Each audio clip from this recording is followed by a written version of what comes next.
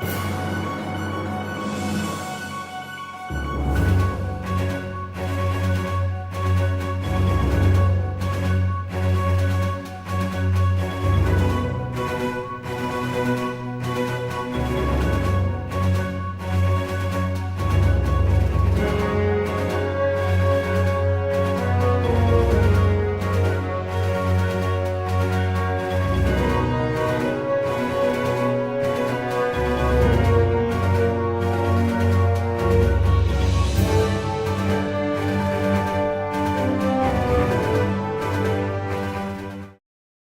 York Times highlights the women's soccer team's fight for equality.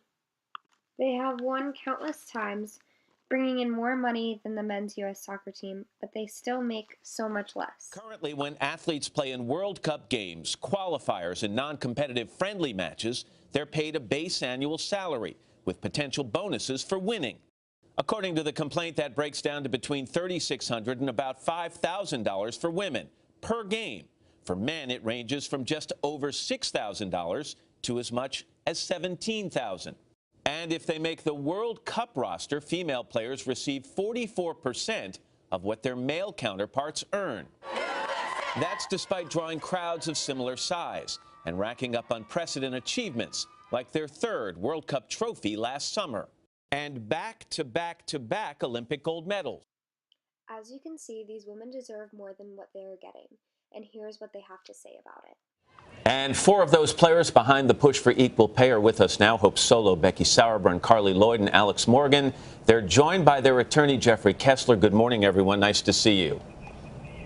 Good morning. Carly, you don't just wake up one morning and say we're going to file a complaint with the EEOC and point a finger at U.S. soccer. This has been simmering for a while, but why does it come to a head now?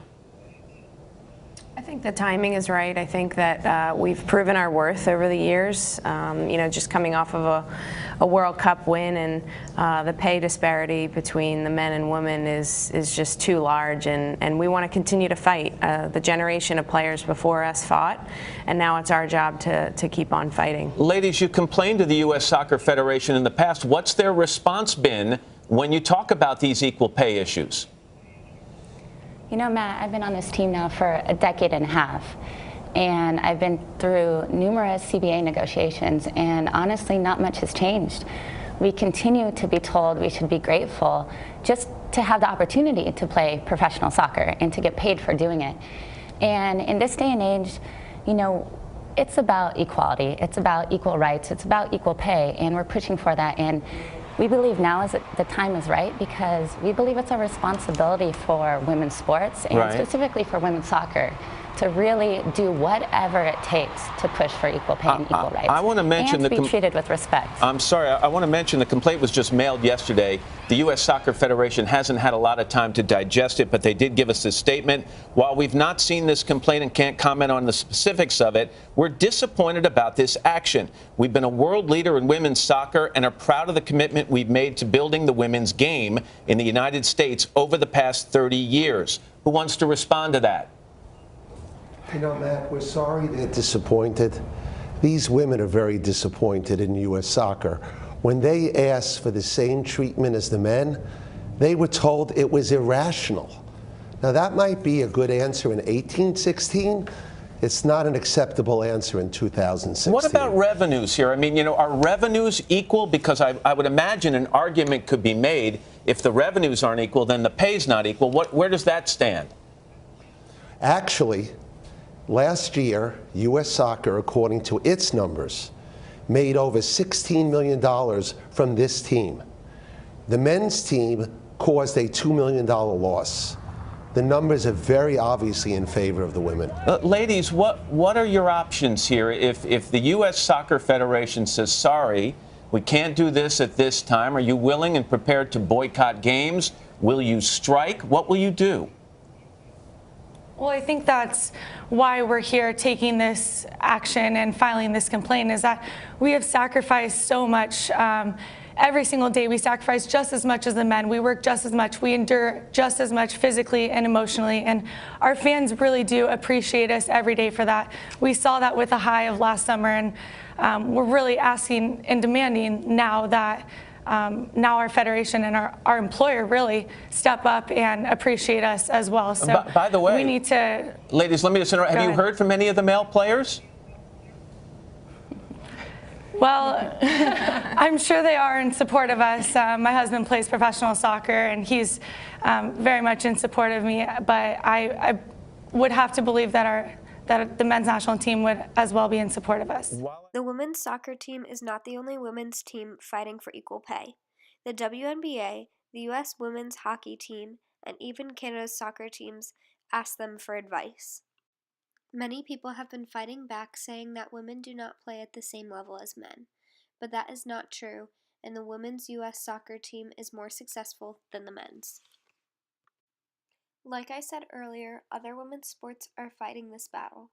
Serena Williams is trying to change equal pay by teaming up with her sister and hosting equal pay matches. You and Venus also talked, and it was interesting to me, and it kind of led the charge on the men versus the women pay thing. You sacrifice so much, just as much as the guy next to me that's training every day, but he gets to be paid more. How do you explain that? Exactly. And so I could never really understand that. So Venus and I definitely did a lot of work. And so at the Grand Slams, it's definitely equal. Other tournaments, it's almost there, which is fine too. We're getting there. But it's work in progress, and we continue to fight the good fight. As you looked at what am I going to do off the court, was there a blueprint or someone you saw that you were like, that's kind of how I want my business off the court to work? Well, honestly, the only person I really wanted to be like was Billie Jean King, because I felt like she did so much from demanding equal prize money, which is why the only reason why the U.S. Open was the only Grand Slam that paid equal prize money was because of her and 13 other women that got together and they said, no, we want equal prize money. So I almost forget about the titles that she had.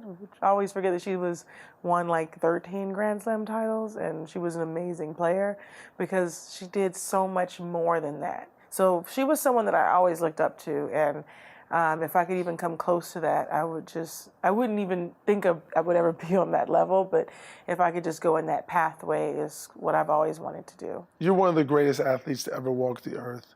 Right up there with the likes of Michael Jordan and Tiger Woods and Muhammad Ali and LeBron James. Does that competitiveness transform off the court too? Yeah, absolutely. Just for sheer will of wanting to be equal.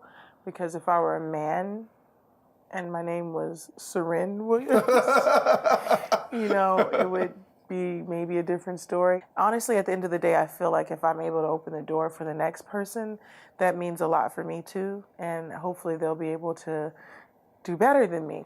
Not everyone has that opportunity, and I really am happy that I have that opportunity. If you were to have a young daughter and she were to go on to be an athlete, whether it be tennis or anything, what would success look like for you in the future as far as equal pay or payment for women versus men? If my daughter were to play in a sport and she was able to have, equal prize money or equal pay or equal rights, I feel like that would be a success too. And if not, I would really want her to speak up for it. Well, any daughter of mine will have a voice. Women have been fighting for too long. Women were supposed to be equal since 1920. It is not 1920 anymore. It is almost 2019. And women should be paid just as much as men, as long as they are putting in the same amount of effort.